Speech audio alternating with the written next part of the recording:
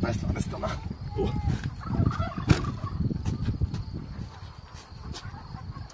Това ще ни трябва. Обаче за него после. Днеска, майка си деда, днеска почваме нова поредица. Сладата. Ето това бебче. 21.05. Пълен буклук, но не за дълго. Това е първи епизод, ще има още много. В днешното видео, какво ще правим? Отваряме първо капака. И тук от тази ръчка, това дружинко последно е пипал. Той вече е отворен, но няма никакъв проблем, трябва да го спомня. Както сами може да видите, всичко е мръсно. И тук, и там, това нещо се държи само на мечти и надежди. Днес, какво ще правим? Ще правим охладителната система. Това не е никакъв туториал, дори не се доближава до туториал, не ме слушайте мене, трябва ви помощ, ако почнете да ме слушате. Но, както сами може да видите, ето тук радиатора е леко сгънат, ако това е правилната дума, която трябва да използвам. Надолу също, това тук, някой, който е слагал дифузиора преди нас, не знам какво се случва. И още взето му е... не бал. Та, днес какво ще правим? Да монтираме радиатора, да монтираме абсолютно всяко наводно съединение, да монтираме казанчето, отпушваме всичките мъркучи, наливаме в препарат, паляме колата, за да може да отработи препарата. И това обаче, ще свалим радиатора, ще го изправим. Нямаме точен инструмент за това нещо, обаче ще правим каквото мое. Все пак името само си казва какво се случва, нищо тук няма професионално. И да, нека започваме. Както може да съдите по нашите инструменти, половината липсват. И по самата кола, колко е мръсна и гнусна и гадна. И гадно да я пипам, ако трябва да съм честен. Но ще я направим много хубаво. Първото нещо, което ще направим, е да монтираме капака, защото ми пречи и ме дразни. Ще се удара два пъти в него и ще го изкрива наобратно. И след това... след това ще видите. Това са... Какво е главата? 12 ли? 13? Айде, 13. Така, за целта ви трябва 13 и малка трещотка, може и голяма, зависи ако имате пари, аз нямам лично. О! Майка. Така, първото нещо, което правите е...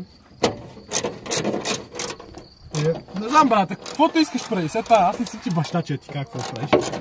Но... много мачката капака, както аз правя, е много готин съвет, ще ви дам да си накиснете болтовете в бензин или в нафта. Така и в дизел, ако трябва да сме коректни. За да мога мачка всякакви бокуци, ръжди, глупости и подтимайни и трети път. Първото нещо, което ще направим сега да разкараме дифузиор, брат. Колата е топла на буклук. Много благодаря, мами.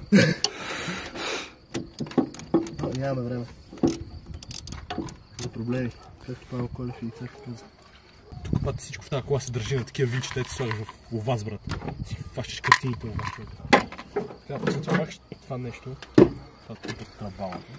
И понеже предния път, който някой на тази кола е демонтирал дифузиора поради една или друга причина, е изкривил радиатора, но ние ще го правим. Така, махнахме го и това. Не е сложил долните винчета обаче, тъпото слънце ми бърка в гъл. Така, сега много леко. Няма как това да се случи без да демонтираме перката. Или има. Има, бе. Повтарям, това не е туториал. Всички ето искат си го правят. Така, добре, измислили се го поне. Има си специални инструменти за тия работи, но ние сме бедни студенти и нямаме пари за инструменти. От факт това даже имаше риба. Значи сега искам да предупредя абсолютно всички чичковци, ето едно време са били в казармата, ето твърдят, че Ладата е най-добрият автомобил на света. Да ми пишат коментари от сорта на това не се прави така, некадърник. Знам, че не се прави така. Нямам друго. Съжалявам. Моля ви, спестете си го. И на мен ми го спестете. Защото ще плача, ако вие такива коментари. Но ще рева направо. Крокодилски сълзи. И ще ви пращам по едно бурканче сълзи да ви е гадно. Ще сте разплакали беден студент, да си работи над колата. Бат, си е толкова. Това няма право повече. Добре. Сега какво трябва да направим? Това слънце ще ви посвети, още малко ще го убия. Сега какво трябва да направим? Трябва да източим този антифриз, който имаме. Вода е. Тая кола не е виждала антифриз, както е създадена по принцип. Още е малко топличка, ама... Ой, спокойно. Още е малко топло, но сега ще го източим. Ще сипем водичка с препарат. Това е препарата, може да използвате абсолютно всеки един. Това няма продуктово позициониране, никой не ме знае още, моля ви се, не си го мислете. Но за мен лично този работи най-добре. Може да си вземете по-малка разфасовка, по-голяма разфасовка, правите каквото искате. Големи хора сте, предполагам вече. Ако сте малки хора, питайте вашите какво правите, не ме слушайте ме. И да, ще го източим антифриза, водата, ще налеем препаратчето, ще долеем с водичка, ще оставим колата да поработи 15-20 минути, докато се завърти хубаво антифриза през цялата система, да изкара всичките бокуци. Ще го източим втори път, сипваме новия антифриз и това е за момента.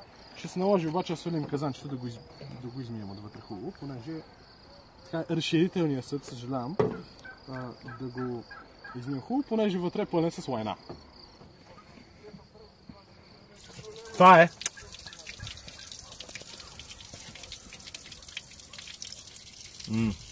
Значи колко е лайняно, колко е красавно. Колата трябва да се силен антифриз, между другото, по принцип. Но, както виждаме, с говна.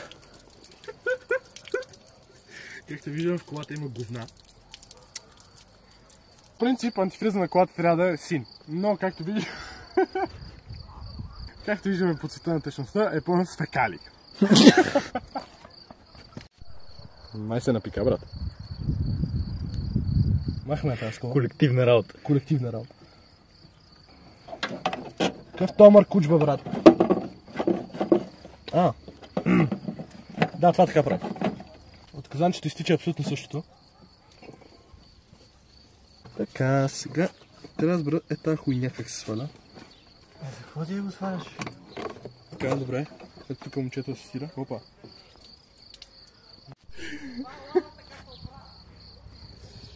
Апдейт. Това не знам дали мога да се види на камерата, ама вътре има един слой тиня, дето е много неприятен. Но това не трябва да се притеснява. Трябва да ме притеснява каква е тази скоба, бе, брат. От некомунистическо, от праисторията. Това нещо хубаво трябва да се разбие. Гледай, какво става, бате, ужас! Дай пак! Продължаваме да сваляме всичките водни съединения, всичките мъркучи за вода, абсолютно всичко. Какво ще направя аз? Това какво ще направите вие, си е ваш. Това пак повтарям, не е туториал. Готови сме, сега изваждаме от тук.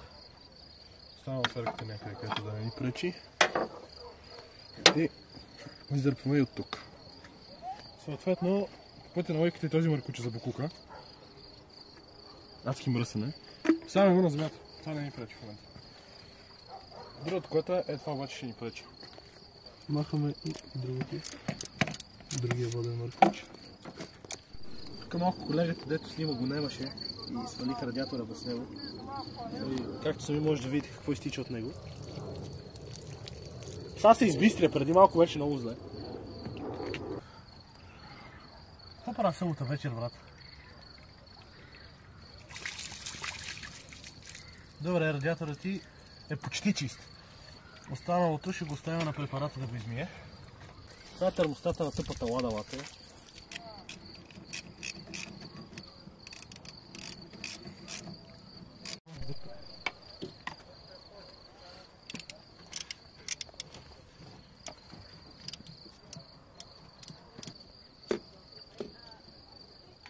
Така, сега това го изсипваме тук без да оливаме нищо.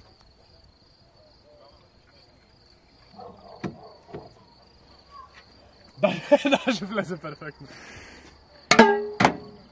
Така, след като го махнахме вече, затваряме го това тук и вземаме мъркучо. Минимум максимум е тук трябва. Много му е. Да, тази кола не е виждал антифриз, какво значи много му е. Ето това е вода, пак няма да види антифриз. Още ще види. Аре, пали колегата, да видим дали ще гръмне нещо. Страхотно. Страхотен старт. Прекрасен старт. Малата работи в момента. Напълнили сме системата с препарата, с водичка, колкото е нужно. За всяка кола варира. Но в случая 3,7 литра са били 1 литър препарата и 2,7 литра водата, която сме сипали вътре. Няма смисъл да го правим с антифриз, поради простата причина, че ще го излеем след малко така или иначе.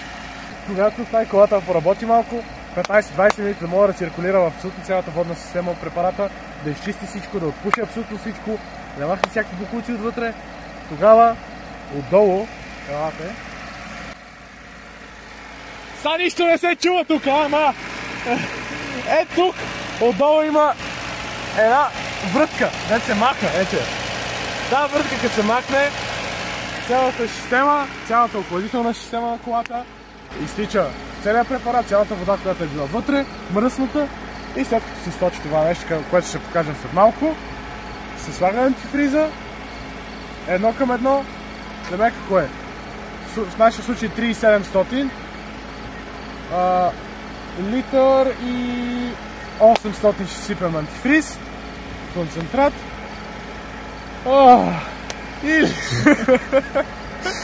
И литър и 900 вода ще сипем. Защото, пак повтарям, бедни хора сме, нямаме пари за повече. Мога да напълните и с концентрат, но в нашия случай нямаме толкова много, така че сипаме концентрат едно към едно, 50% антифриз, 50% вода и ще оставя. След това колата си работи, би трябвало да всичко да е изчистено. Проверяте, ако още е мръсна водата след източването, прави още една промивка или само с вода, или с препарат, но докато не почне да тече чиста вода, в системата не се сипва антифриз, понеже няма смисъл да го правите това цялото нещо. Не се опарихме, между Ни не гръм. Да. Това беше промивката. Готови сме. Наляхме всичко. В момента остава единствено да се налее антифризче, да си го разредиме с вода. Поне сме взели концентрат. Комарите. И водната система е промита. Остават всичките останали системи. По-нататък в поредица ще ви покажа как и да се чисти карбуратора, как да се настрои делкото. Абсолютно всичко по тази кола, което ще правим, ще бъде заснето и качено. Да го гледат. Повтарям, това не е туториал, аз не съм професионалист. Не взимайте пример. Така че ще видим другия клип.